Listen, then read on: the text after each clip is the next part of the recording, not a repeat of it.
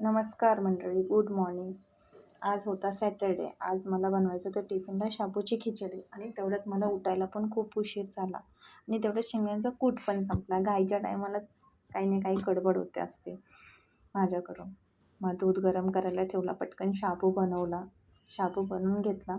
मुलीला म्हटलं तोपर्यंत तू शेंगदाण्याचा कूट काढून दे. तिने काढून दिला. मग चहा ठेवला मी दोघांना, मिस्टरांना आणि मुलीला दोघांना चहा बनवला, चहा दिला.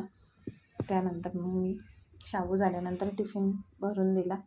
टिफिन भरून झालं की माझं काम किचन ओट्यावरचं संपलेलं असतं. तर मग मी देवपूजा करून घेतली. उंबरठा पूजन केलं, देवपूजा केली, तुळशीला पाणी घातलं आणि थोडासा नाश्ता करून घेतला. त्यानंतर मुलाला फ्रूट कट करून दिले, इडलीचं पीठ भिजत टाकलं.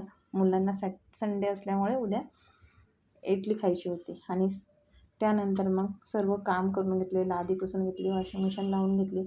आणि संध्याकाळी असं बघा, नंतर डायरेक्ट संध्याकाळी भेटले मी तुमच्याशी. असं छान जेवण बनवलं होतं संध्याकाळी. आणि मग खूप किचन ओट्यावर राडा पडला होता. तर हे बघा, पूर्ण किचन क्लीन करून घेतला. किचन क्लीन केल्यानंतर इडलीचं पीठ बनवलं. चला तर भेटू आपण दुसऱ्या व्हिडिओमध्ये. बाय.